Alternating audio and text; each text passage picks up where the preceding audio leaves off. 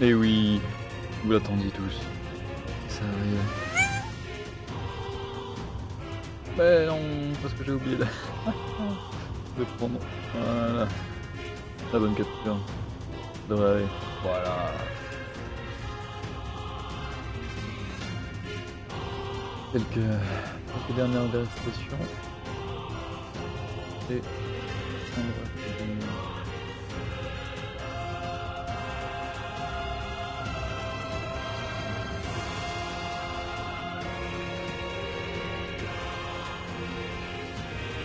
Alors, donc on disait, c'est bon.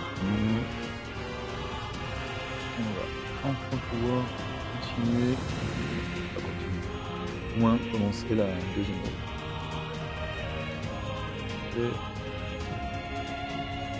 Et nickel. Ça a l'air de fonctionner. On va pouvoir commencer enfin les deux enfants. Allez, on va. Hop, voilà.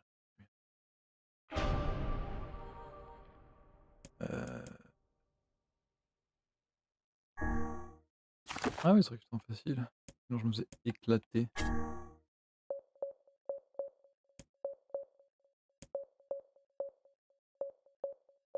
Oh, j'ai pas débloqué de.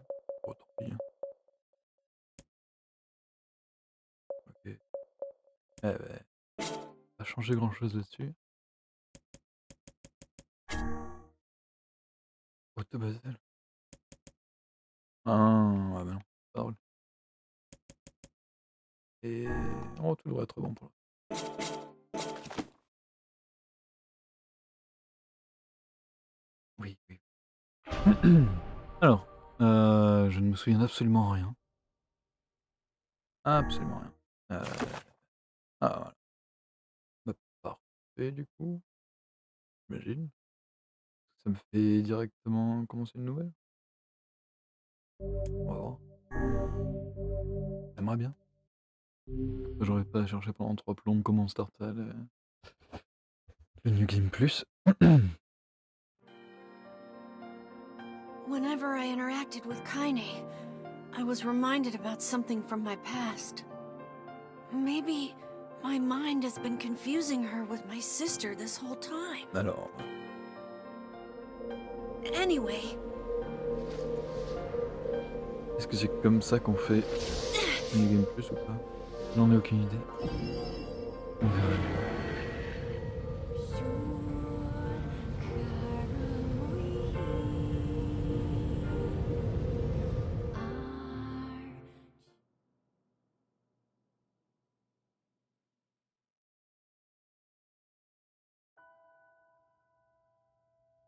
The sound of rain filled the village.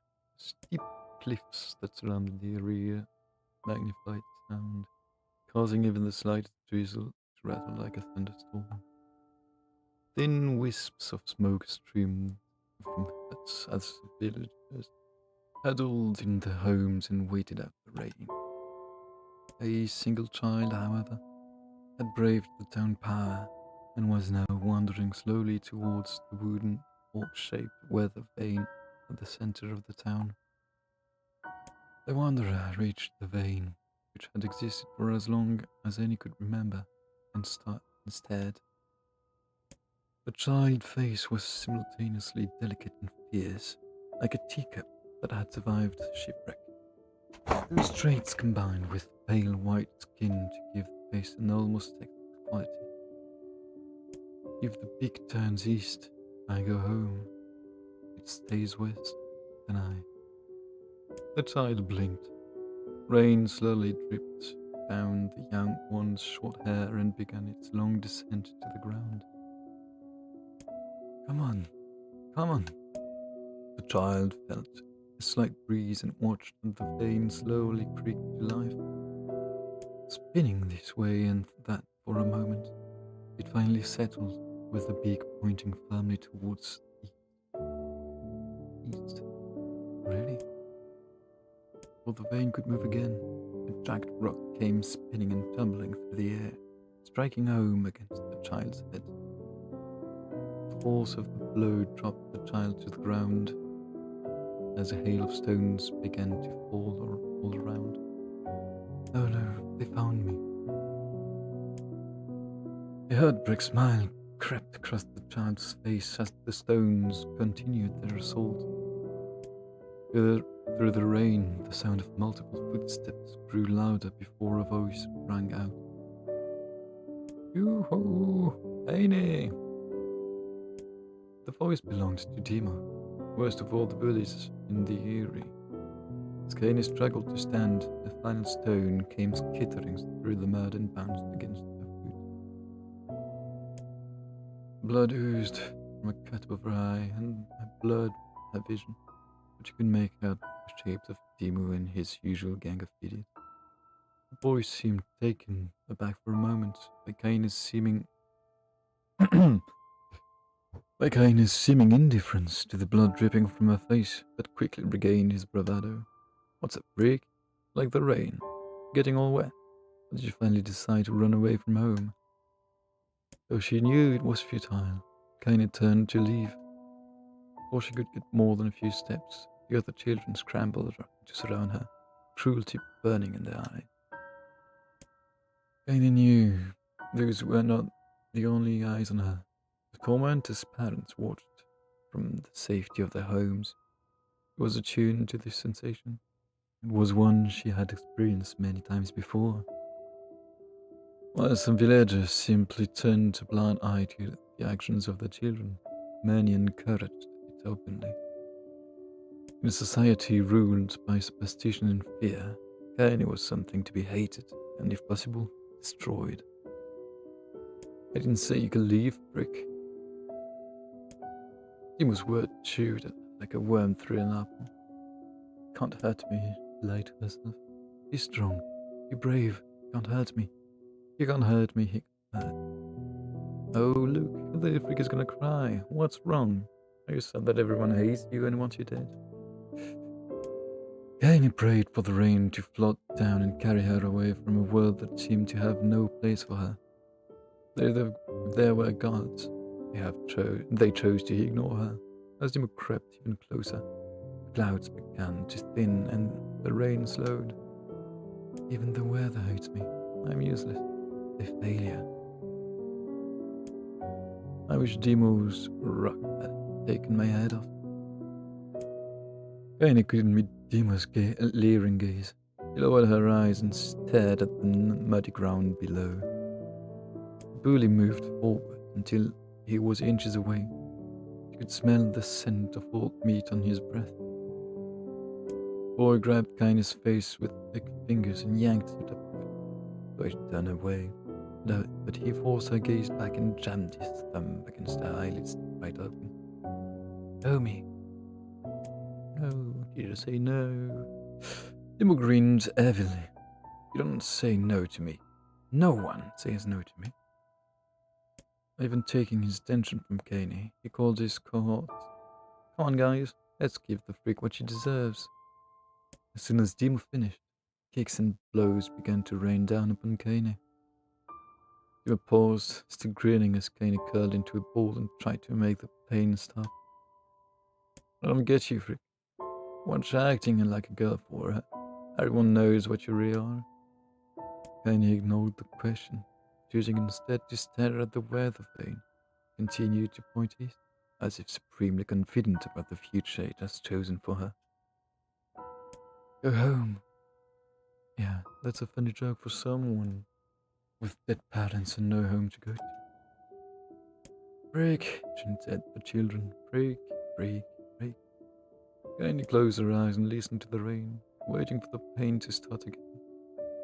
As the clutching hands of the village children closed around her, she bent her mind to the sound of the rain, letting it become her world entire. The rain fell. The pain never came. Only when the laughter of her tormentors turned to terrible cries did she dare open a single blood-caked eye. And he was shocked to see Dimu sprawled on the ground, holding his head and screaming in pain. You could see the blood welling from spaces between his fat, twisted fingers. Oh my god, he's crying. He's actually crying. Deprived of their leaders, the other children glanced back and forth between themselves, as if waiting for someone to step forward and take charge. When the savior emerged, they began an uneasy shuffle away from Kaine. But the young girl was the least of their concerns. Instead, their attention was wrapped on the ancient woman standing a few feet away. After struggling for breath for a moment, she finally spoke in a voice thick with rage. "That's like a bitch, done it. Now I suggest you scatter before I throw another one. And if any of you little bastards even attempt to touch Cat my Kaine again, I'll do far worse than throw it around in count." The old woman crouched down and gently touched the hand Jim was using to cover the wound. Before he could think to protest, he ground her forearm into the wound and twisted back and forth. "Ow!" screamed, leaping to his feet. "Stop it, what are you doing?" "Quit whining. Ain't no one ever talked from scratch. Get me to the ground, just a big one. That thing could have killed me. The old woman shrugged. "Death is the best cure for shit." Jim was face twisted with rage at her words, letting his eyes on Kaine. He took a step backward and spat on the ground. "Get out, leave this room. No one wants you here, either of you." I think the old woman grabbed another step, and Jim and his companions turned tail and ran. As they fled, the old woman grabbed her side and barked out a single laugh. "Ah, look at the fat boy go. Guess he's healthy enough to run from a fight." The woman's smile faded as she turned her attention to Kaine. Kneeling down, she removed her shawl and placed it around the young girl's shoulders and produced a cloth from the folds of her dress and began blotting at the blood on her forehead. "Oh, Kaine, why didn't you fight back? You're stronger than that lot." The words of her grandmother stung Kaine, and she turned away. "Don't be nice to me," she said. "I don't deserve it. Nothing matters anymore." Her tears, held in check for so long, finally began to fall on the muddy ground below. "Everyone hates me. They think I cause bad things to happen. They think I'm a freak. I wish I was dead." As Kaine's tears turned to sobs, she felt her grandmother's hands on her shoulders. Despite her advanced age and diminutive size, it was a woman's surprising strength, and Kaine found herself unable to turn away. "Don't talk like that, girl. It's a right wide and deep that flows between the realms of this world and the next. It grants no mercy to any that attempt to cross it. You got a duty to fight until your last breath. Understand?" The woman tightened her grip and tried to still the tremor in her voice. "You know the pain of losing someone close to you, Kaine? You know it because you survived it." As the words hit home, Kaine was struck with the force of her love for the old woman. As a young child, she didn't even know her of her mother, but when her parents died, the woman quickly accepted her as her own. "Grandma," as Kaine called her, was cunning, vulgar, and quick to violence, and their first few years together had not been easy. With each year that passed, Kaine and her grandmother had grown closer. However, it was only now, sitting in the mud with tears and blood caking her face, that Kaine truly understood the depth of her affection. Here was a woman who had seen hard times, who had seen death, who had fought through all these things and somehow emerged on the other side. If anyone could understand Kaine's pain and loneliness, it was her. "Don't make you sick, Grandma." "Of course not. Don't be an ass." Kaine drew her grandmother's moth-eaten shawl around her body and shuddered. "But my body is not normal. If I was normal, then Mom and Dad wouldn't." "Hush," said Grandma. "I'll not hear another word of this nonsense. My granddaughter, and I love you, and if folks have a problem with that, they can just go to hell." With that, the old woman reached out and placed a wreath of dried flowers in Kaine's hair. The skill it took to bend the flowers with a breaking the stems or losing a single petal was remarkable. And the beauty of it made Kaine want to cry all over again. Oh my god, these are lunatiers. Grandma, you made these for me? Lunatiers were legendary flowers. Most people could live their entire lives without ever seeing one. And yet, my grandmother had somehow collected dozens of more. A dozen or more. Kaine reached up and touched the wreath as if she couldn't believe it was real. Where did you find this? I stumbled over them while I was doing the shopping. The old woman turned away as she spoke, leading Kaine to suspect that the search had been more difficult than it was letting on. Wrong. The pain she took to construct the ornament, let alone track down the flowers used in its construction, made Kaine's heart hurt. She reached up and gently adjusted the wreath, admiring the way it felt between her fingers. Didn't quite turn out right, said her grandmother as she squinted at it. These old hands have trouble with delicate work, but it sure looks good on a pretty girl like you. Kaine blushed and turned away. I think I'm pretty. Of course you are. It was a fool thing to say. Thank you, Grandma. Her grandmother smiled. I'm gonna be fine, you and me, she said. As long as we got each other, it'll be just fine. Kaine took her grandmother's hand in hers, and the two of them struggled to their feet. As they began the long walk home, Kaine gripped the hand with all her might, as if trying to stop the smoke from drifting away on the wind. The rain had stopped, and he stood beneath the weather vane, watching it spin in lazy circles, no longer caring about the direction it faced when it stopped. I don't need to escape. I have a home now. Grandma loves me, and that's enough. Even if it sounds against the world. Kaine let her gaze drift up past the vane and into the cloudy sky. The last faint hits of rainbow were slowly fading. As she turned and headed for home, the light scattered into a million particles and vanished, seemingly taken away on the breeze.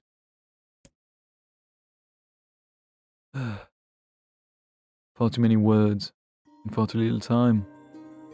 In the distance, Kaine heard the steady sound of an axe striking the wood. The noise had a purposeful quality to it, as if she was hearing a master woodsman go about his work.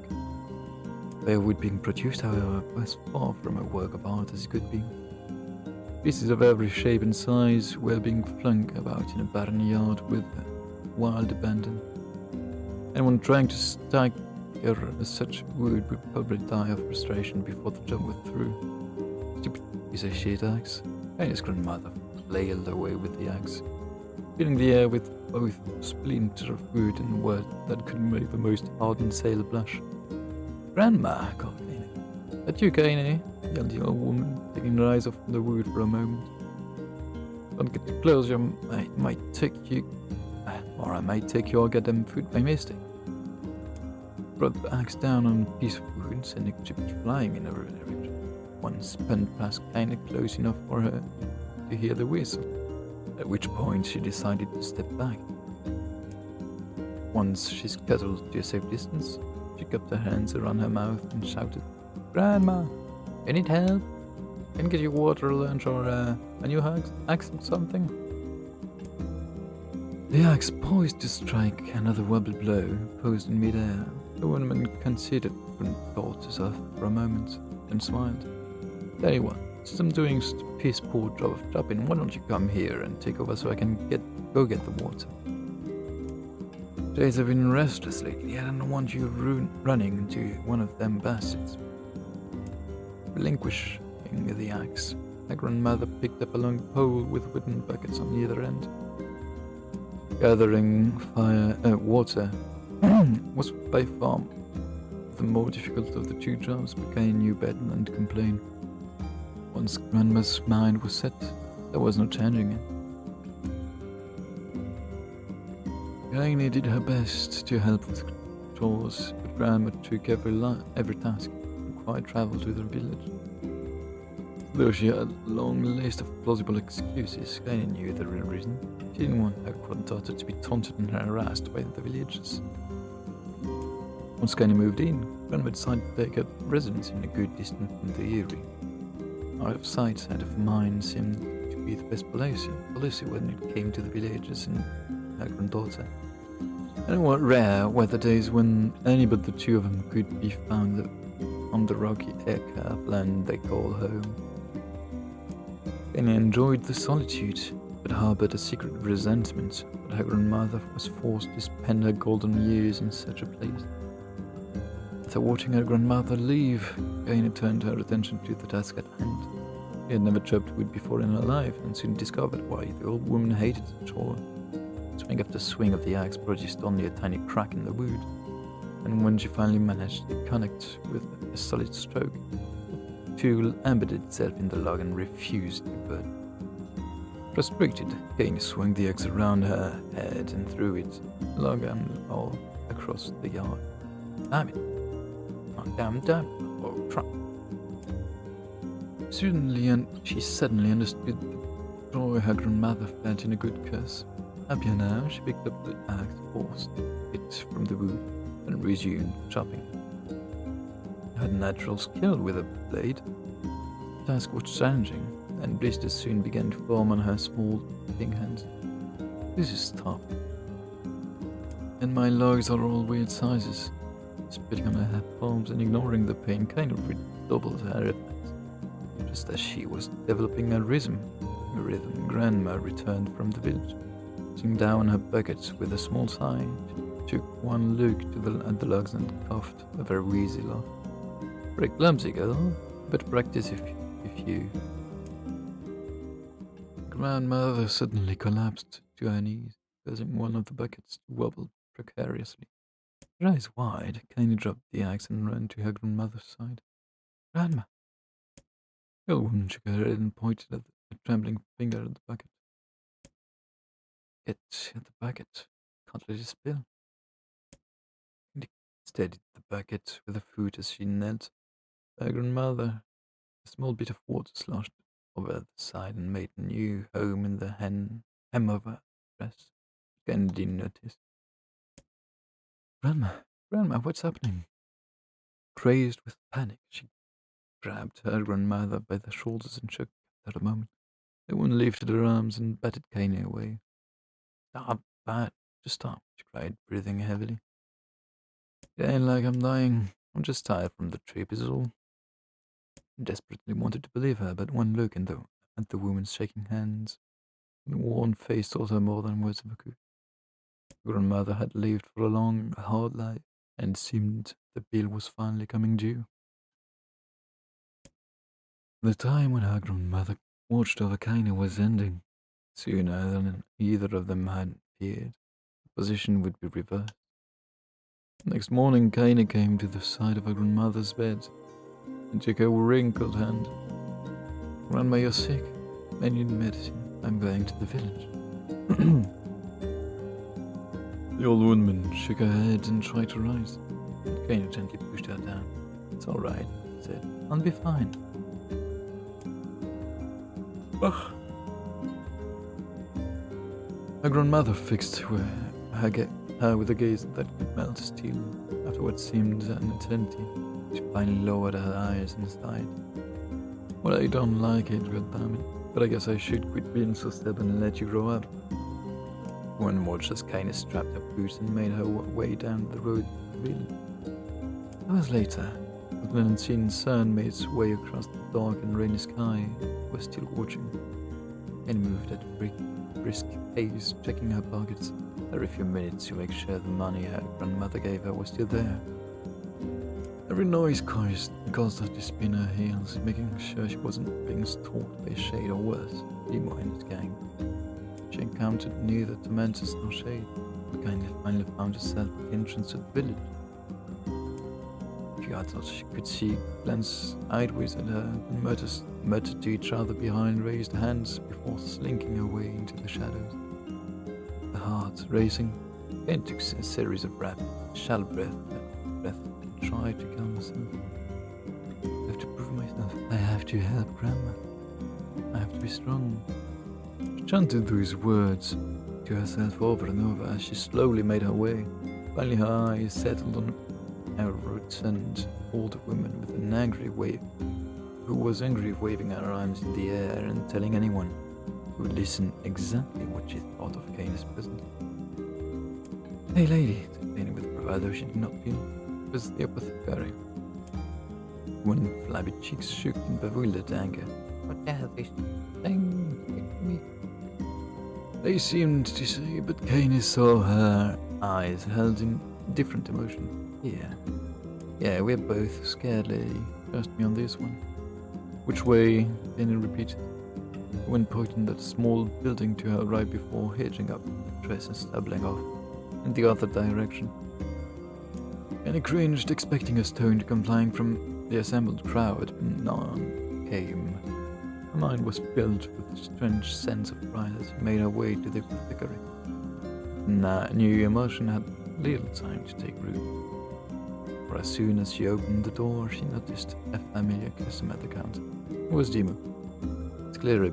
He's clearly been sent here on some kind of family errand, because his gang of lovers were nowhere to be found. Oh my god, whispered Amina. What are you doing here, freak? The pencil was delivered without pause, and Kanye happily ignored it. Stretching on toes to see over the counter, she asked the shopkeeper for medication. Dimo, that old bitch finally kneel over. What you hell, Dimo? The boy's eyes grew so wide they seemed ready to fall off his head before he could let fly a comeback or worse, a punch. The apothecary told them to knock it off before he kicked them out of the store. Dimo slunk out of the shop, cursing Kane under his breath. When he was gone, she elevated herself to breathe once more, taking a brief tour of the shop while the owner prepared her medication. Countless tiny bottles filled a cramped store with each label written in some incomprehensible language. An ocean of aromas assaulted her nose, creating a scent that was exotic, not altogether unpleasant. Seeing such a variety of supplies gave Kane a sense of peace. Surely, in a world so vast, there wouldn't be a place that she could call home. On the far wall behind the counter rested a portrait of a stunning young girl. The picture had once contained bright, vibrant colors. Time had worked its cruel magic, and they were beginning to fade. The beauty of the work, however, remained undiminished. Like the picture, he tried to find the apothecary with a small vial of medicine in his head. His eyes were gentle and sad, and they seemed to stare through her and into nothing as he spoke. That's my daughter. I sketched it when she was just a little girl. She's been dead a long time now. He didn't know how to respond. He just stared at the portrait and tried to come up with the right words. Pictures are wonderful things, continued the shopkeeper, but let the ones closest to you live on forever. He shook his head slightly, then looked down at Kane's mind, handing her the medicine, peered into his sizable green apron and produced a handful of old wax grains. You should have these. There's no one left that I wish to draw. And took an instinctive step back, causing the shopkeeper's face to darken. Yes, I've heard the rumors about you, said. Small village, and word travel quickly. Between you and me, I'm not sure which of them I believe, but I also don't think they matter much. I know your grandmother, Callie, and I think the way she was driven out of this town is just deplorable. Grandma's name is Callie, Venus. She was still mulling this new fact of it in her mind as she reached out and gently took the crayons from the apothecary's hands. My grandmother is an old friend of mine, he said, as Kane scooted away yet again, and I owe her much. I wager she would like it if you drew a picture of her. Yes, I think she would like that very much. I've been reading for what feels like half an hour. Tiny murmured, quite in agreement, but inside her heart was bursting. Never before had a village treated her with anything but complete contempt. It was tiny, almost impossible step, but it was a step nonetheless. And with enough tiny steps, she might one day discover the rest of the world. When Kaine returned home, she found her grandmother asleep in her bed. Her feet were blackened and raw, and bleeding in places.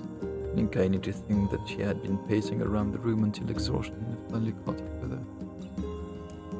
Placed the medicine by her grandmother's pillow and turned to leave, and found the old woman's hand clasped from her arm. "Back already, are you?" She asked her grandmother. "Beyond, come here, let me have a look at you." Grandma sat up and examined Kaine from head to toe, finally satisfied that nothing terrible had befallen her grandchild. She leaned back and allowed herself to relax. "Well, how was it? Those bastards gave you any trouble?" "Can have fun," said Kaine with a smile. "Oh, seriously, it was." "Why?" asked Grandmother with a voice which implied she believed anything but. If any time you need me to run around, just let me know." She spoke. Kaine removed the crayons from her pocket. Brief explanation of the source informed her grandmother that she was going to sketch a portrait. "Portrait of me? Ridiculous. No one wants to stare at a wrinkled old crow. Grandma, it'll make you live forever." "Oh shit." Her grandmother throwing back her sheet from her bed. "Living forever would just piss me off. I'll put these crayons away and help you with dinner." But Kaine would not relent. In the end, Grandma found herself leaning against the wall of their house, as if posing for a master artist. Kaine took up the crayons, eyed his object carefully, and set to work. Just as her grandmother was about to nod off, Kaine finished the piece. After staring at it for a bit, she released it from her grip and let it slowly drift on. "Terrible. Doesn't look like you at all." For Grandma, I thought the screen would, the drawing easy or something. Grandma's eye narrowed and her granddaughter's disappointment. "Don't be the judge of that," she said, ignoring the pain in her back and reaching for the paper. The sketch could have been a person's face. It could also have been a boulder, a lump of clay, or an incredible mishap of the load. All rendered in a chaotic array of colors. The woman stared at the picture for a long time, then slowly wheezed out a laugh. "Oh, Kaine," she said between laughs. "You truly are my plant. You're as clumsy as me, and I love it." But, gosh, I won't hear any more about how ugly you think it is. It came from the heart, and I'll treasure it forever. Due to her word, the old woman gave the picture a place of honor above the kitchen table. The days that followed, Kaine would often catch her staring at the portrait with a strange smile on her face, an action she interpreted as silent, mocking laughter. A week later, Kaine could stand it no more and asked her grandmother to take the artwork down. "Hush," the old woman. "I'll take this down when they roll me in the traps." Pondered this for a bit, then turned to Kaine and dropped one. "Listen to me, girl. This picture makes me happy in a way I've never felt before. It makes me want to go on, so that someday you can feel the same happiness." It was a moment that burned itself in Kaine's memory, a perfect blend of pride and love and joy that came together from a lifelong remembrance. He swore to never forget this moment, never forget the old woman who had made her place in the world possible. Time to move on. People and memories move in and out of life like ghosts passing through a hole. But this moment will be different for Kaine, because I will remember it forever. Time moves on. People and memory moves in and out of life like ghosts passing through a hole. But this moment will be different, Kaine swore, because I will remember it forever. Forever.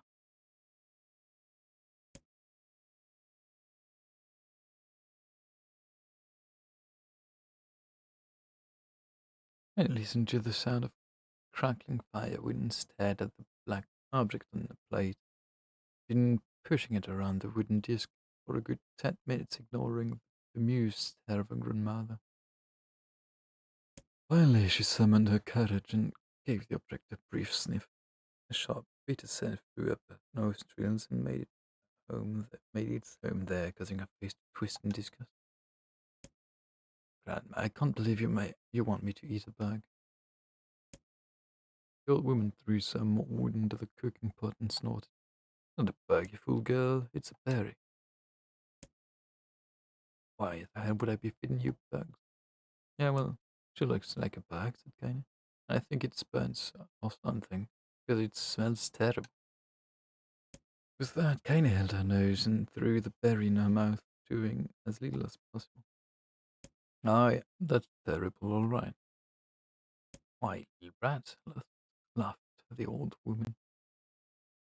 Good assassin, you've been spending too much time with me, and that's a fact. 5 years had passed since the moment when Kaine's grandmother saved her from the bullies. As is often the way with two stubborn people, their relationship had grown in fits and starts, but moved forward all the same. Meals that used to be somber affairs were now filled with laughter and hurled abuse in equal measure. Kaine could not remember the time when she had been happier.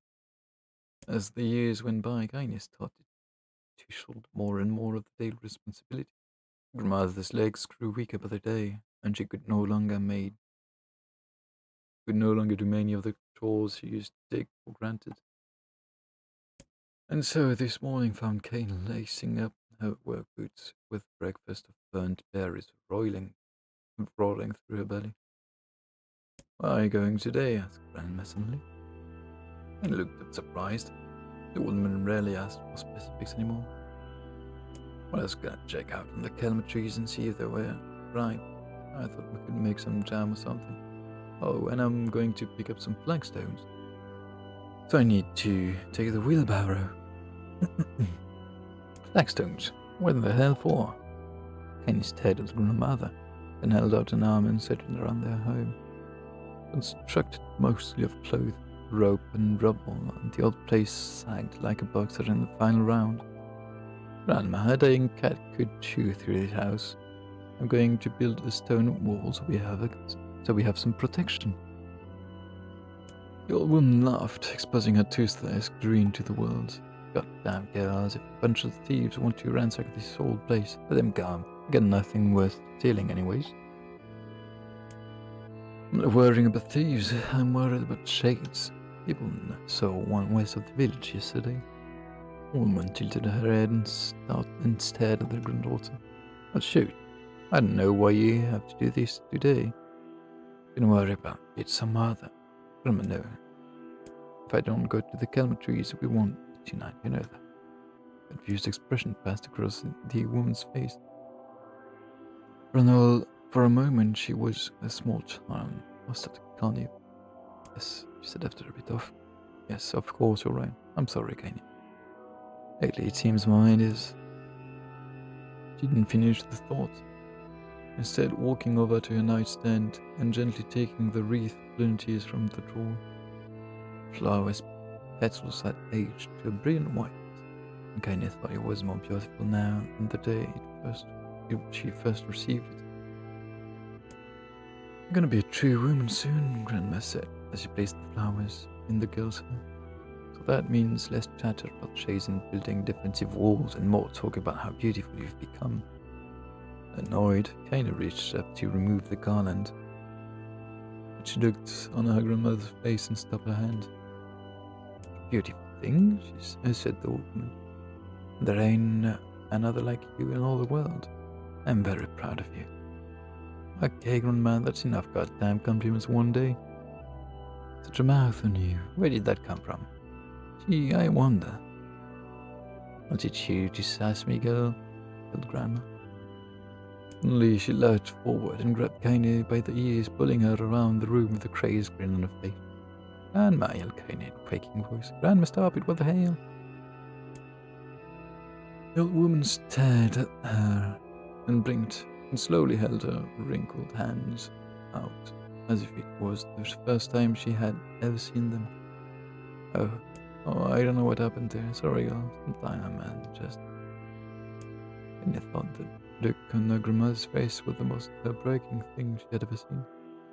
Isn't she, vegan? Maybe I should stay home after all. Nah, I won't have you stay here and keep an eye on an old codger like me. You can get your fruit in your wall and whatnot, I'll be fine. And when you come back, I'll have a nice grasshopper dinner waiting for you. And he rolled her eyes, then kissed her grandmother on the forehead and made ready to depart, trying desperately to ignore the worry that was gnawing at the walls of her heart. Penny could feel the woman's eye watching her as she moved down the path. Don't turn around, she told herself. In the end, temptation was too great. She went on a heel for a one final look and saw a small, bent woman standing in the front of her ramshackle, but with a sad expression on her face. God, she looks so old now. It's like the wind could reach down and just carry her away. Kaine worried about her grandmother all day, causing her to work to suffer. What little fruit she could collect was tossed carelessly into the wheelbarrow, and she only found a couple of stones before losing interest in the project. Finally, as dusk approached, she decided to call it a day. Cursing herself for a lack of focus, Kaine pushed the nearly empty wheelbarrow down the path. As it crested the final hill, she suddenly froze in place. The wheelbarrow fell from her fingers and collapsed on its side, sending a few pieces of wrinkled brown fruit rolling back down the hill. Her gaze was transfixed by a thick black cloud that hovered just ahead, tracing its path with a finger. Kaine suddenly felt her stomach knot on itself. Oh gods, no. The grandmother's house was ablaze, the flames licking up us, trying to touch the sky itself. Grandma! And ran faster than she had ever moved in her life. Once she tripped on a stone and then went sprawling into the rocky ground, but she leapt on her feet and continued running, mindful of the blood that spilled from her wounded hands and knees. Kaine's mind began to race in time with her footfalls. It's too dark, no, not just fire. Can't be fire, too much smoke. I'll save her, gotta save her. She burst in the front yard and came to sudden help. There were suspicions confirmed. The smoke from the fire was mingling with the thick inky blackness of an enormous shape. A massive creature supported itself on 3 twisted feet and achieved balance through means of large armored scales, horn, and claws sprouted from its body in a random chaotic pattern, giving the appearance of lizard designed by some insane gods. Seemed plainly. It let out a roar and flicked its tail, sending small whirlwinds spinning around the yard. For a moment, the creature retreated into a shimmering inky blackness, as if the mind was unable to comprehend that such a thing could actually exist.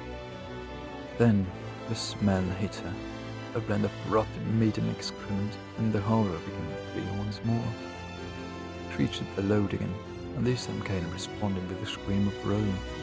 "All right, you bastard," his thought as a scream echoed of the high cliff around. "You or me, let's go on." Shade-eyed Kaine with bemused interest. Then it began looking from her to the house and back again, as if urging to look at her to look at the destruction it had so gleefully wrought. With dread building up in her heart, Kaine glanced toward the house. Through the smoke and flame, she spotted a small figure struggling to escape the ruins. "Grandma!" At the sound of her voice, the woman began waving frantically. "He's alive! Alive!" And his legs sprang to life as he raced across the yard towards the flaming wreckage of the house. Before she could advance more tthan a few steps, the shade opened its mouth and let out a roar powerful enough to uproot trees and send them flying. Blasts and came tumbling through the air before smashing her against the rocky earth. Stars danced in front of her eyes. As she tried to remember how her legs worked. Get up, get up now. Scanny struggled to her feet. The shade stamped towards the house and pinned her grandmother to the ground with the tip of a club. The woman struggled to move the claw from her stomach, but she might well have been pushing a mountain. She coughed briefly, sending a small spray of blood in the air, and then collapsed to the ground, her energy spent. Jane lurched to her feet, only to fall back to earth with a crash. Her ankles were on fire, one of both of them were sword shield broken. Ignoring pain, she screamed for her body. She began dragging herself across the ground, leaving a drunken trail of dust and blood in the wake. Grandma, hold on, just a bit longer.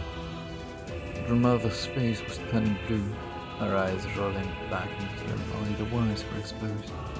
Annie pulled herself across the ground and with maddening slowness, the distance seeming to increase with every second that passed. Shade glanced between the two women and flicked out its tongue, giant mouth turning at the corner. Short, panting breath belched from somewhere deep inside its core. Bastard, laughing at us. She had no idea how such a mindless creature could experience emotion, but there could be no doubt the Shade was taking joy in the suffering. Yeah, I see your plan. It moved its claw slowly, allowing Randall to breathe again. It was clearly keeping her alive, only to snuff out alive when Kaine was close enough to touch her. I'm gonna kill this bastard. Putting all her strength, Kaine rose to her feet. It was a sickening snap from her right ankle as if twisted backwards, but she forced it from her mind and began to hobble towards the monster. Putting a small knife in the pouch at her waist, she leapt and pinned the muzzle and punched the weapon teeth. Give her back, she screamed. Give her back to me. It was like stabbing a rock. For a few swipes, the knife broke at the hilt, the tool snapped. The Shade panted laughter again, and waited stale and sent it rushing through the air towards the young girl. But she lurched. Very sweet. That was latched to his foot. They never had a chance. They struck her square in the chest and sent her crashing into the burning wreckage of the home. She lay on the ground with blood pouring from multiple wounds. Small voice spoke up. Kaine. His vision blurred. She forced herself to focus on the sound. Finally, her eyes cleared enough for her to make out her grandmother's hand reaching out to her through the smoke. Grandma? Kaine, you gotta run. You can't pass this one. Kaine grabbed the hands and held on with all her strength. Grandma, come on, we have to go. The woman coughed loudly. One of her hands, slick with blood, slipped from Kaine's grasp and thumped on the ground below. Grandma, no. Just her. Said Raiden, goddammit, you have to leave. You have to get through. I thought we'd stay forever and finish. Before she could say another word, the Shade clawed. Food descended, smashing the ground, the remains of the roof down, upon the shattered figure of the old woman. Blood oozed from gaps in the creature's toes as a terrible putrid smell assaulted Kaine's nose once again. She stared at the food, dumbfounded, convinced that what she was seeing could not possibly be real. When the creature finally lifted its appendage, all that remained underneath was a twisted, unrecognizable mass of rubble and red. Her grandmother was gone, and it blinked, trying to feel the hands which had been in hers just a moment before. For a fleeting instant, she could remember the warmth of that embrace, the trembling of the fingers. Then the sensation drifted away on the breeze and was gone. Memories flashed through Kaine's mind, one after the other, faster and faster until they became a meaningless jangle of noise. Kaine screamed, then a thunderous sound that echoed of the cliffs and seemed to roll away forever. The shade eased forward, black eye cloud powering from its mouth and dissolving into the smoke on the ground below. The earth shook with every step as it crept towards its prey. Kaine's body slowly rose as if controlled by a mad puppet master. Her arms and legs were bent at impossible angles, her head lolled dangerously to the side, yet somehow managed to stand. Staring at the shade, her eyes began to glow with a deep red fire. The creature, so confident just moments before, took a slow, hesitant step backward, trying to discern if this broken human could possibly pose a threat. Kaine seized the moment, lunging like a mad woman. She leapt into the air and plunged the shattered hilt of her knife deep between the leg of the shade. The shade shook Kaine off like a fly, sending her crushing in the earth once again. Her chest rose and fell slowly, as if a great weight were resting on it. Moist sounds of pain echoed through her mind. Something warm and thick oozed from her ears. Is that blood? I think it is. I'm bleeding to death. No, come. One diagram told me to leave. Deep inside Kaine's mind, something finally broke. The sound, pain, the smoke and flames, it all faded away until all that remained was a single incantation repeated over and over again. Kill it, kill it, kill it, kill it, kill it, kill it. Kill it times 20 maybe. Kill it now. As the spark that was Kaine slowly began to flicker and die, she felt a desire to kill and a desire to leave blending into one. The distance between heartbeats grew longer and longer and longer. 1 hour. Nearly 1 hour of just brooding. Hey there.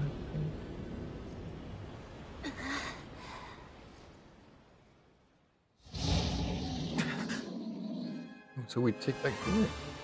The beast approaches. I know. How do I play again? Please remind me. If I have to attack that right now, it might be tough.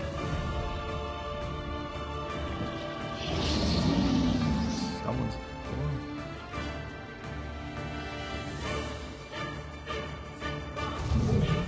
How do I dodge?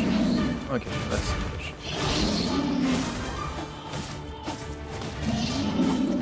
What anger this creature must have. How did it even survive these past 5 years? I'm not gonna let this happen again. It dies today. My sword is lighter. It's not the blade, but the skill of the user. Strike it down.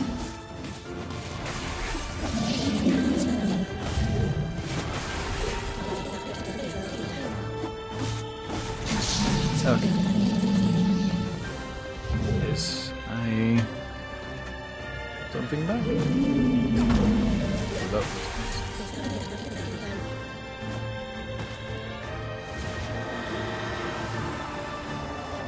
well, it's pretty much just spam everything until it works, I guess. At least that's doing it. And well, it does look like it works.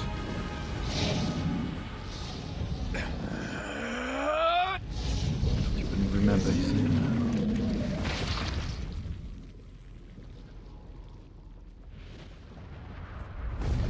Don't even remember we killed it there and then.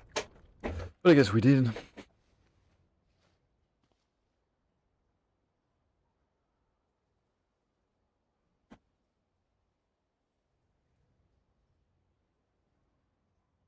This goddamn chair just dropping.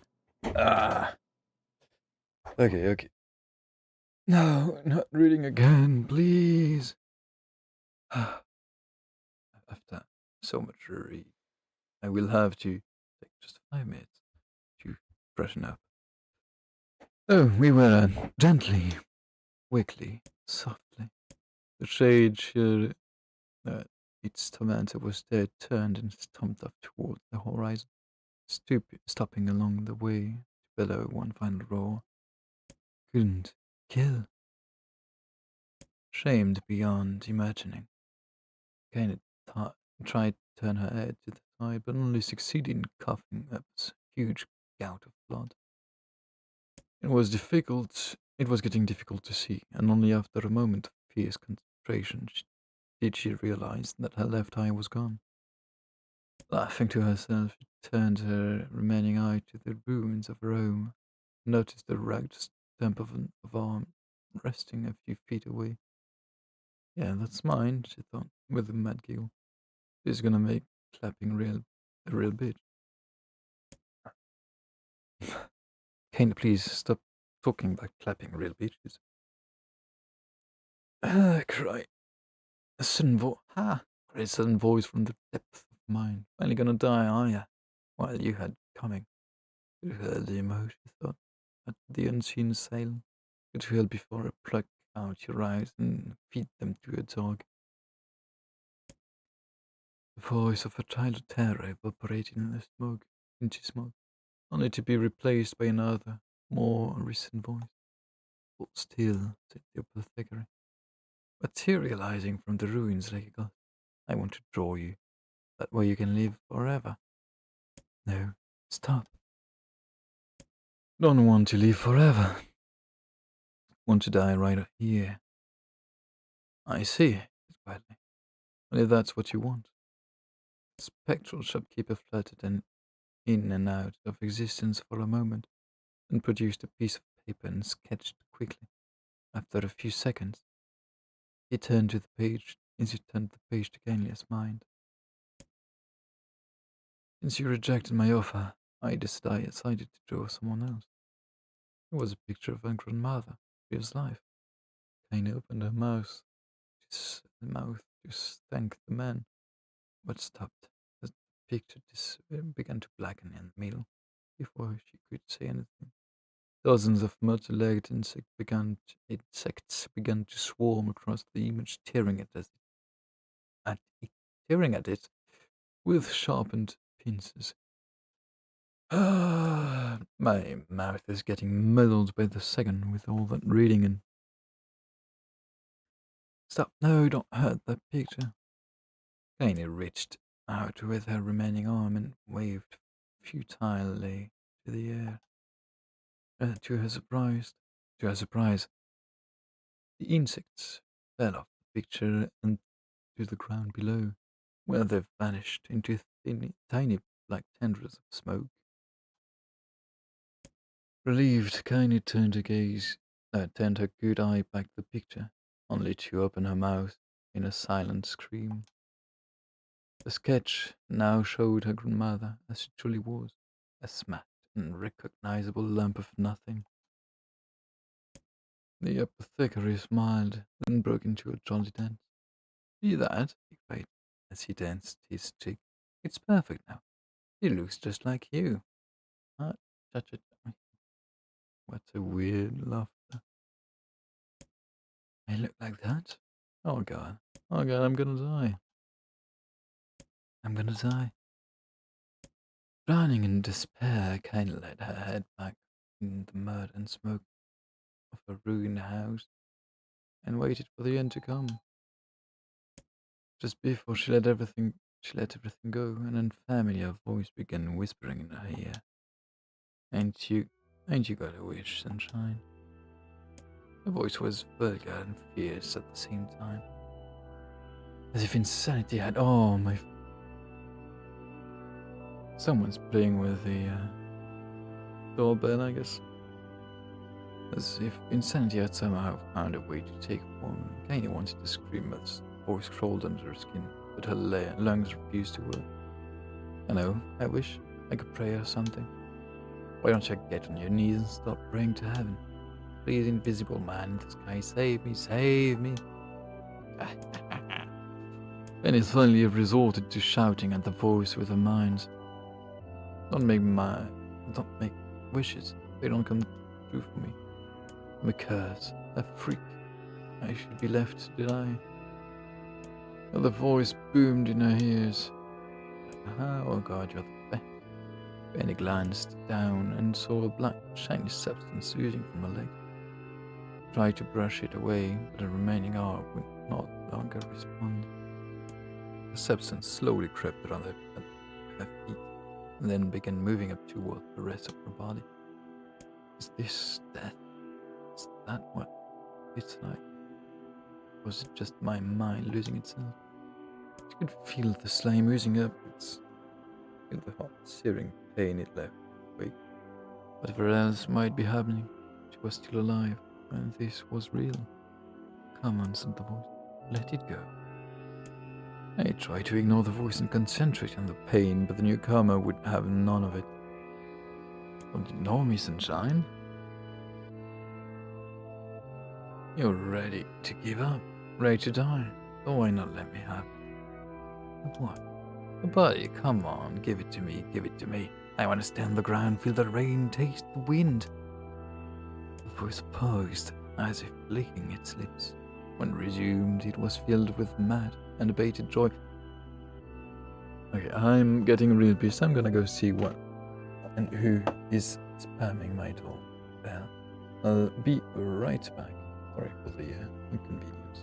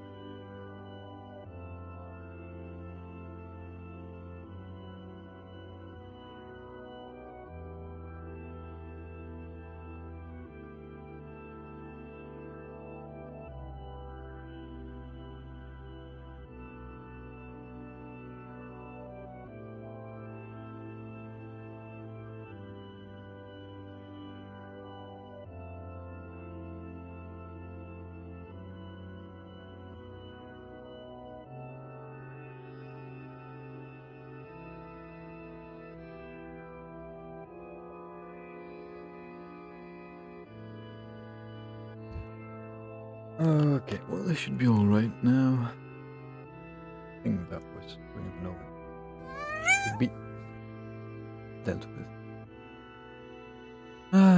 So you were at, and I want to take your hands and use them to choke the goddamn life out of you.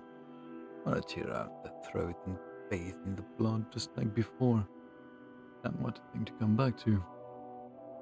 In response, Kaine shifted her head and vomited. The warmth of it crept down her front and mingled with the pain of the encroaching black ooze. Are you a shade? Maybe, what of it? The slime reached her face and crept up past her nose and slowly oozed into the socket of her missing eye. The moment it touched her brain, Kaine was struck with the most powerful sensation she'd ever felt in her life. It was ecstasy. Ecstasy, actually. She wanted to scream with delight, but all she could manage was a small, whispered moan. It was good, don't it? Asked the voice with a chuckle. Yeah, what can I say? I know how to please the ladies. Now give me that body. Come on. Give me that body and I'll give you more of this feeling. It's a fair trade. A black lump began to protrude from Kaine's side as she watched. It grew longer and thicker, eventually taking the form of a missing arm. I can see better, she thought. My arm must be growing back too. The slime reached up to envelop the rest of her face, but she managed to brush it away. Stop, whispered, marveling at how she had regained her voice. Stop. The black ooze hesitated as if considering this request, then quickly shimmered down her body before disappearing in a cloud of smoke. Ah, what the hell, sunshine? Screamed the voice. We had a deal. I thought you wanted to die. Grandma said, can't die yet.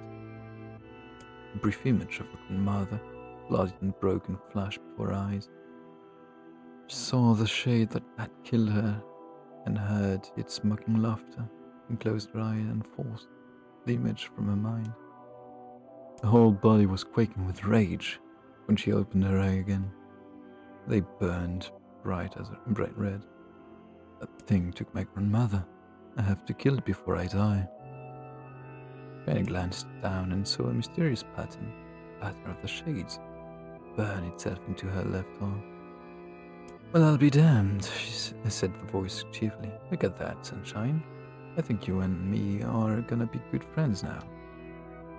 Kaine stared intently at her arm. The more emotional she felt, the more the letters seemed ready to puncture her skin and begin infecting the rest of the body. The arm clearly had a will of its own. Stop. You gotta stop. Holding her left arm in her right, Kaine took a deep breath and tried to calm herself. Come on, don't fight it, please. It's my favorite dish. I'm hungry. Let's go. Feel the anger burn with fire revenge. Thirst for blood, and go out there and shut up and get the hell out of my body. Your body?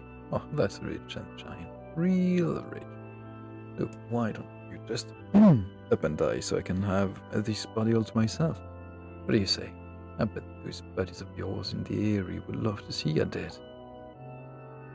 Kaine grabbed a nearby shard of glass and tried to saw off the shade-infected portion of her side. Before she could, her darkened left arm grabbed her right wrist, crushing it. Kaine screamed and dropped the shard as the sound of bone crunching on bone filled the air. Stupid little idiot girl, you're possessed now, sunshine, and there ain't no going back. The voice laughed again, a loud, long wail that seemed to go on without end. Possessed, whispered Kaine. Yeah, possessed. You and me? We got what you might call a timeshare arrangement. Remember how folks used to think we were free? Well, wait till they get a load of you now. Kaine looked up, tears in her eyes. The sky seemed smaller somehow, darker. Is this because of the shade? Is this how they see the world? So listen, bad boy. I know this whole possession thing seems a bit certain, but it ain't all bad. There's plenty in it for you too. I'm a very powerful creature, Sunshine. And now that power belongs to you. You got enemies? Will you wanna kill? I can make it happen. That little fat kid who kept picking on you. That big old shade that squashed your granny. We'll wrap them up in their own assholes. No more abuse for you, Sunshine. No more pain. Wait, Katie. You're a shade. Why would you help me kill another shade? What, you guys think I'm some kind of racist, some killing snob? I don't give a good goddamn who ya murder, honey pants. I just want to drink from the well. And he considered this as she struggled to her feet, the power of the shade coursing through her. Smoke from her house was drifting. I'm biting my own tongue talking so much. The smoke from her house was drifting away with the wind, and she enjoyed the way the cool evening breeze felt on her new left arm. After a long pause, the voice spoke up again. So, how about it? You and me? We could have some good times together. We can even take care of the bloody pots if you don't want. Fuck off, asshole, but Kane, I'll handle the killing. That's when the voice, look at you go, oh Sunshine, we're gonna have so much fun. So listen, my name's Tyron. And if you ever need me, I'll just be hanging out in this place of meat you call a heart. Now get to it. The more you kill, the more your heart turns rotten and sour, and I like rotten and sour. Amy found herself nodding in the voice. Yeah, she said. Yeah, I think that this can work. I'm gonna find that shade. I'm gonna strangle it with its own guts. And when I'm done, I'm gonna do the same to you, Tyron. Count on it. Love Tyron. I'm shit bigger than you, so good luck with that. Oh, and hey, one more thing. Right now, you and me are sharing this body, but if you ever run out of hate, if you ever, go soft, I'm gonna take over everything. You keep on killing, Sunshine, and watch your back. The voice grew fainter and gradually faded away, fading to somewhere deep inside Kaine herself. Kaine waited until she was sure the voice was gone, then waved her new felt arm around a few times. It feels perfectly normal, she thought. It feels like mine.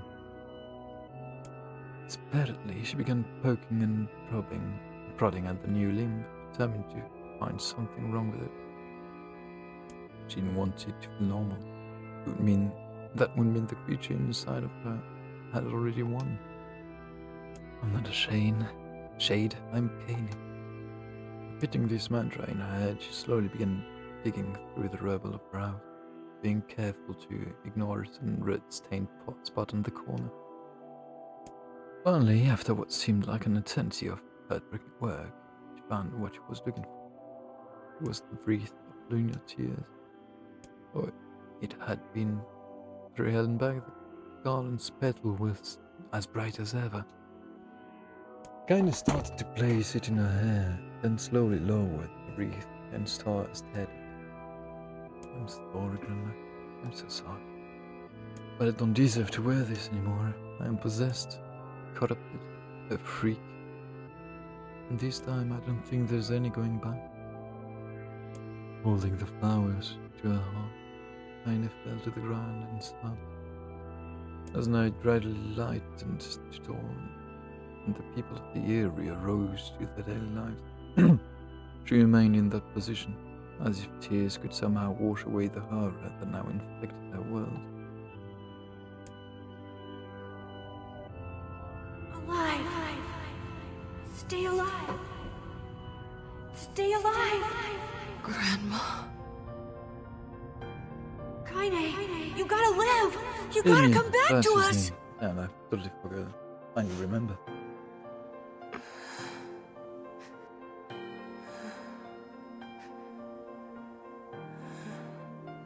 Oh, hey.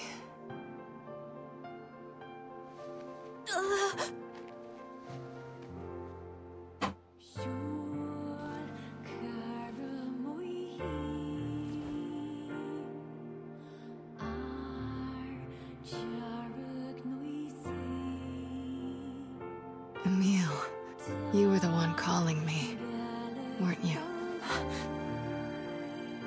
You still recognize me? Of course. I knew you right away. Thank you, Kaine. Welcome back, Kaine.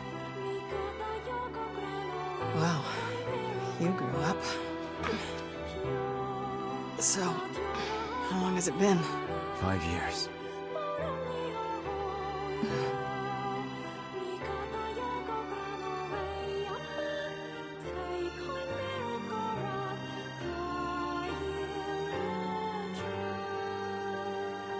Shit. That's a long Please. time. Any luck with Yona? We are still no closer to finding her. We need a way to locate the Shadow Lord. By the way, this is for you.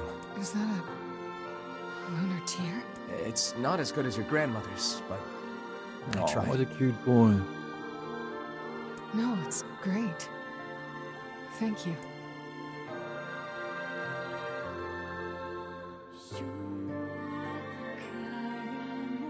Kaine waking from her long petrified sleep.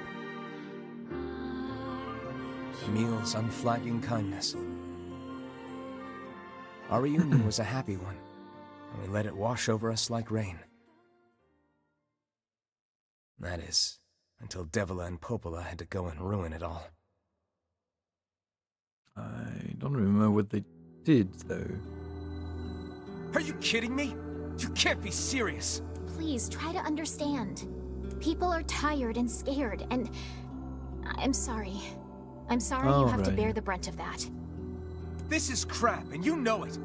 Yes, it is. It's okay. We can sleep outside. No one's sleeping outside. You and Kaine saved this village, and now they want to run you out? People are afraid of us. And really, I understand. I mean, look at me. As long as you're still with us, I can deal with it. Right, Kaine? I'm used to sleeping outside. But We'll see you later. Sorry about this. The saviors pushed aside. Outside, rather. What is the matter? Kaine always sleeps outside. I never thought about that until just now. Never even occurred to me. Damn it. We should turn in. Alright. So Route B I didn't get much sleep that maybe night. lay as Kaine or just expose the story? For the first time in my life, I hated I Devil. don't hate Devila. For the first time in my life, Don't I doubt doubted Popola. Popola. But those feelings are pointless in the end. They do be. They said and did what they did for the sake of the village. To protect it from the horror of the Shades.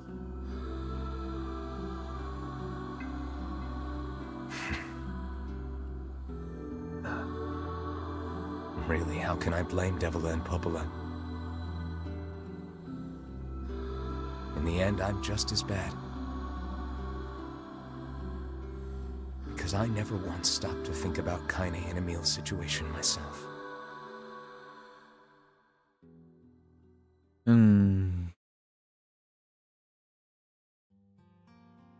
I just need a save point. I'm certainly not doing that voiceover all over again. I should apologize to Kaine and Emil, but what good would that even do? I got a fire going, Kaine. Wait, is that? Campfire? Is that a save point? I'm it's so not. happy to get to talk to you again, Kaine. Yeah, me too. I tried everything I could think of to save you, you know. I polished you with a special cloth. I poured warm water over you. Wait, you poured water on me? Yeah, but it didn't really do much except make you all shiny. Hey, Emil. Thanks for saving me. I guess you noticed how I look different now. I'm sorry, Emil. I'm sorry for all of it. Well, I mean, This new form isn't all bad, you know? At least I can look at you when we talk, right? Hey, so why don't you tell me something about yourself? Not very interesting. Sorry.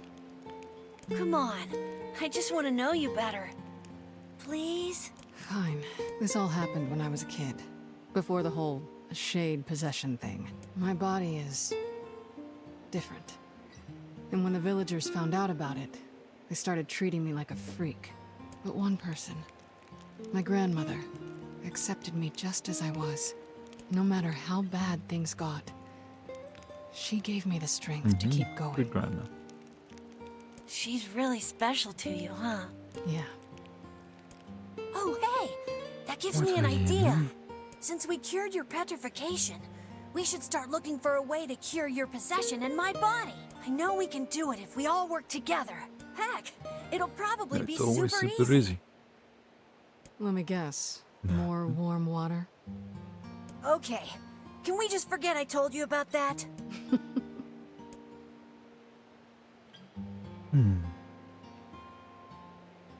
Nice little reunion.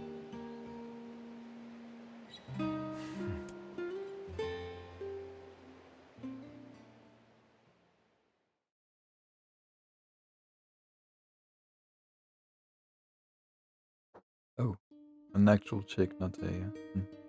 Sleep well? Sure. And yet your red eyes tell a different tale. Don't be so hard on yourself, lad. I need to go see Devila and Popola. Very well. being alright. Expect me to jump around everywhere because I'm trying to press A. What, my... It's Mom's diary. I have not heard you speak much about... She got the black scrawl and died when I was little. My apologies. It's all right. This is the only thing I have left. Reading it helps remind me of when we were still a family. I see. But the final entries get a little strange. In what way? Well, here, take a Let's look. see. More reading. I saved, yes. Say there, can you not hear me? What is happening? Why are you standing about like a slack-jawed ninny? Sorry. Felt like I was dreaming or something. Sleeping on one's feet is quite the talent indeed. Come now, there's the door. Right. Am I... Let's go.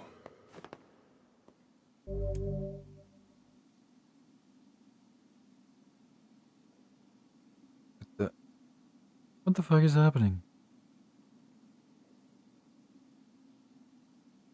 Let's try, but I have no idea what's going on.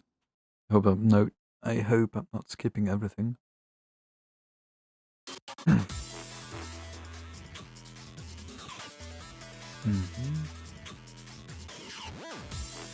Oh, this again.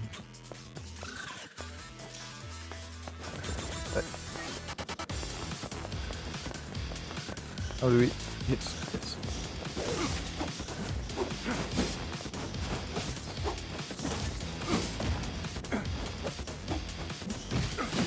Come on! Okay, it's gonna be a bit bothersome.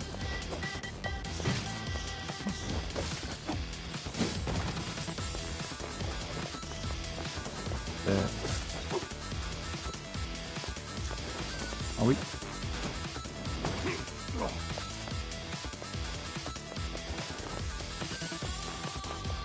Just go down there, I guess. And he's quite strong actually as another.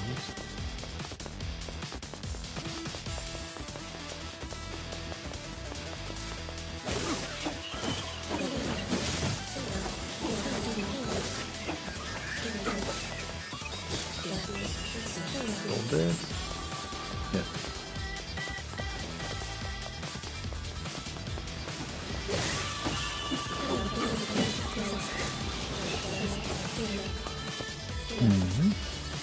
One-shotting everything. Oh, nope.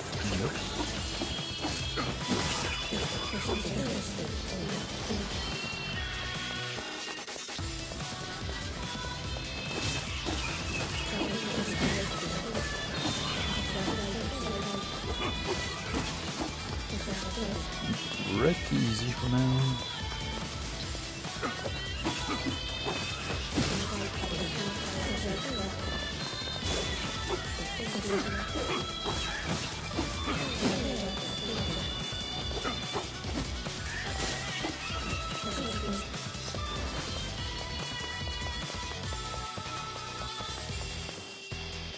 Wait, we didn't have to go there.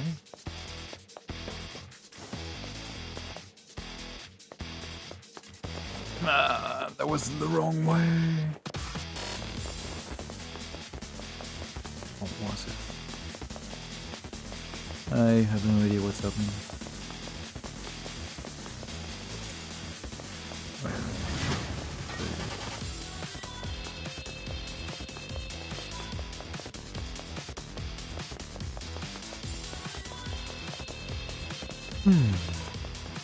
Do we swap? No, that's items. There's a heavy weapon. That's bombs. I guess we just want to swap weapons. That's the power. I have no idea how to do that now.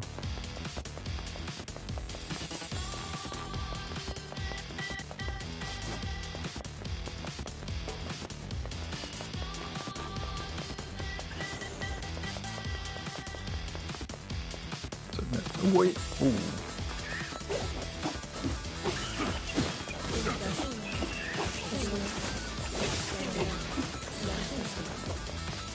When they spawn? Maybe at first I didn't.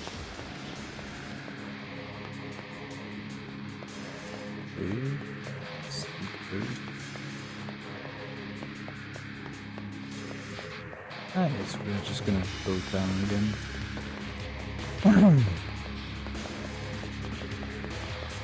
Can I dodge there? Yes, I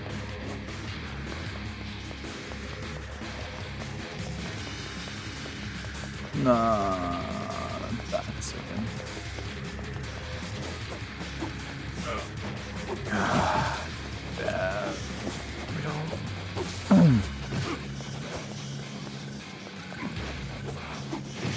You know what?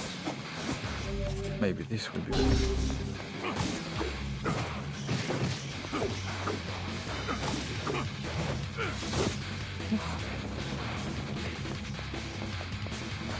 There's a bus somewhere. Faith. Let me go see where the bus is.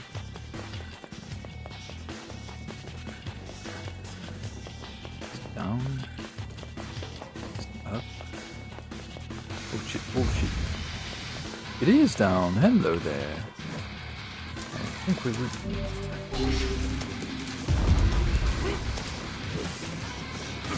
Get to shot it.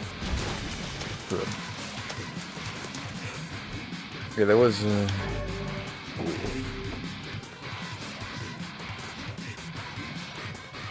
That's full of destiny, white book, false truth.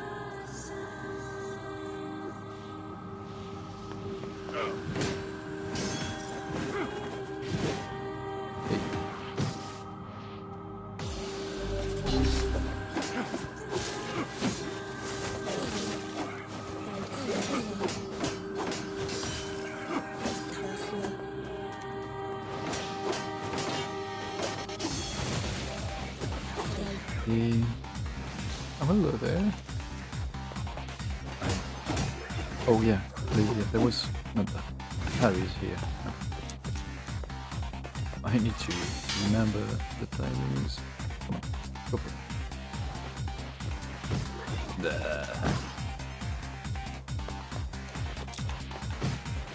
There we go. Okay.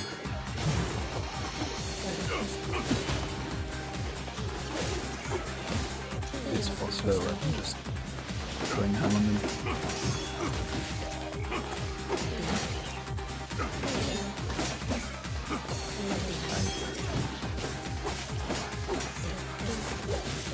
Ow. Stop it.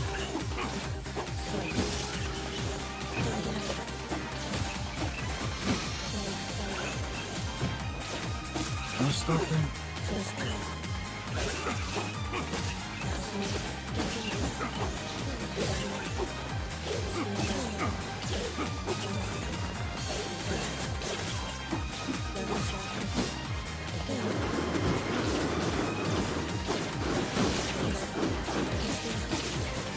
I'm glad we can just pop these pebbles by hitting them. Not quite sure I need so much medicine, but I was so falling forward for they are legion and I didn't read the rest.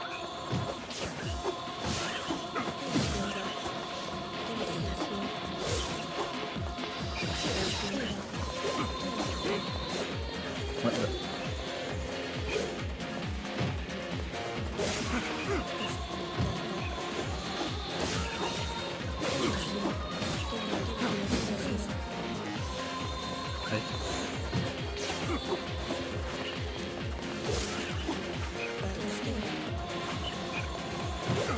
Get out the screen. Alright. I need a dog hand. I need. What was it? Months? No. It's not bad. Ah, let's this. Oh no, it's they are immune to literally the opposite.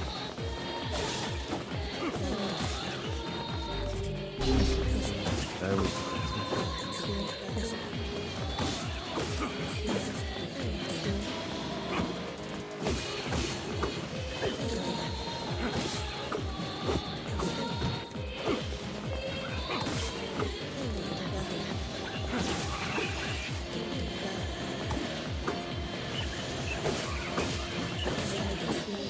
Aren't they like infants?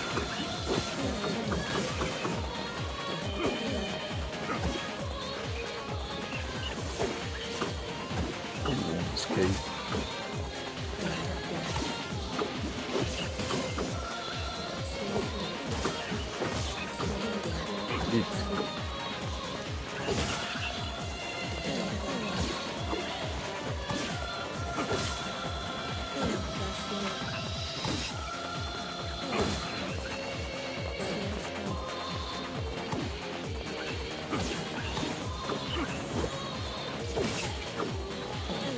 Should be one last.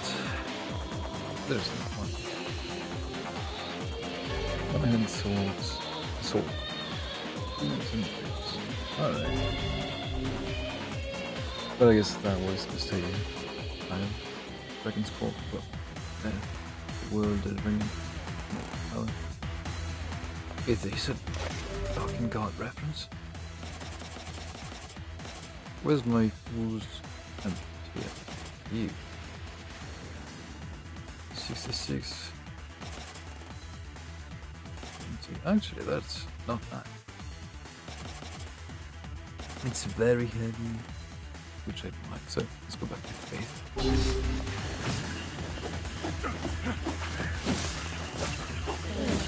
You know what?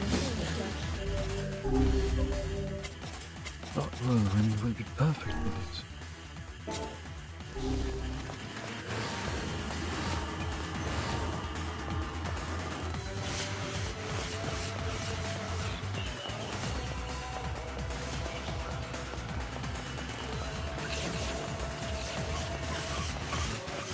I could use that. I didn't see it. Took so much damage.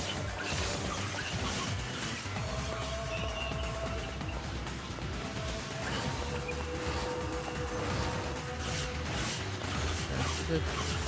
Just going around.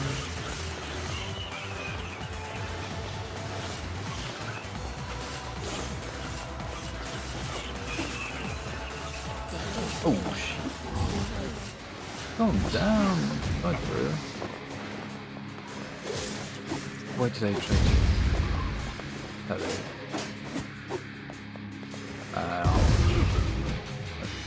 they? That's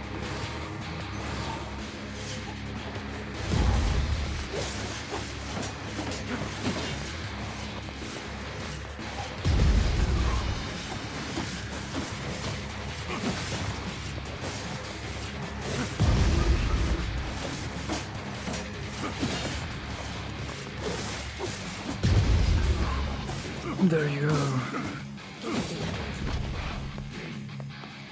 Get down.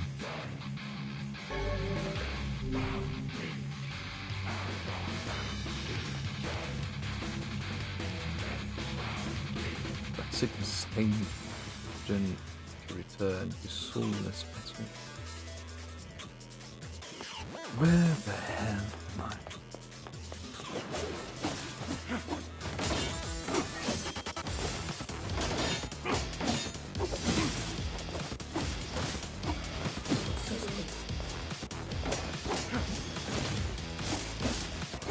Why? Why? There's a little bit of... Alright. Yes. Oh my...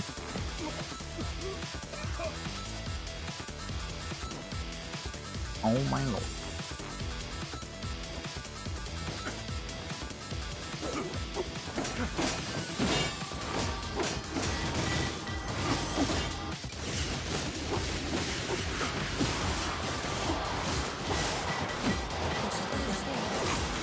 I forgot whirlwind was, how great the whirlwind was.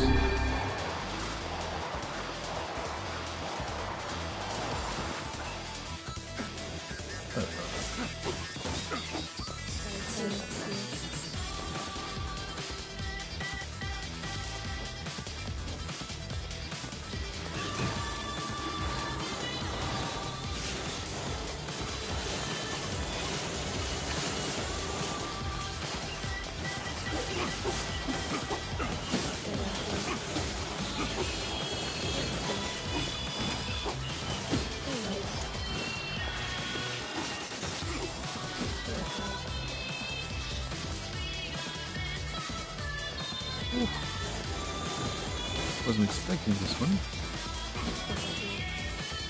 I just wasn't expecting it. Oh. Help me. Oh, this double jump. Oh. Totally forgot about that.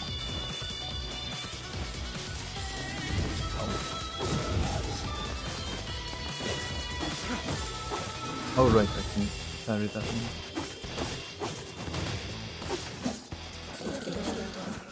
There's no need to carry him. Obtain the Kabuki outfit. Alright.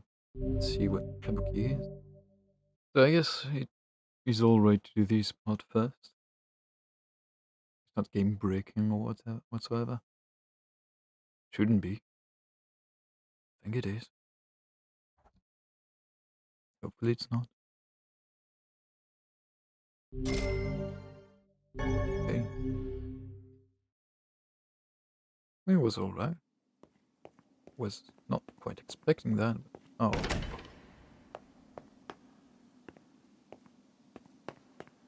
Why not this one? Why are you showing this one? Yeah, but save until the battle is over. No. You complete it. You want to go to the door? No. Can I just... Yes. Yes, I can return to the real world. Alright. Well, that's some sort of bonus area, I guess.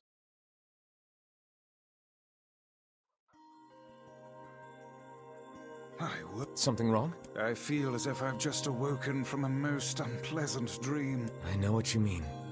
That happens to me whenever I read it. Okay, that's quite fun introducing it like that. Oh wait, that's isn't. Oh, it's yeah. It is. Yeah. Didn't level up. No, I did not. I don't even remember what the level ups do in this game actually. I guess we'll see But for now, it's time to eat. So sadly, we'll have to stop it here for today. Yes, you even have the ending screen. Ugh, okay, that was fun. It was a very, very long read. Hopefully, from next time on, we have far less to read and far more to play. But in the meantime, good afternoon, enjoy whatever you do of your day, and I'll see you very soon. Bye.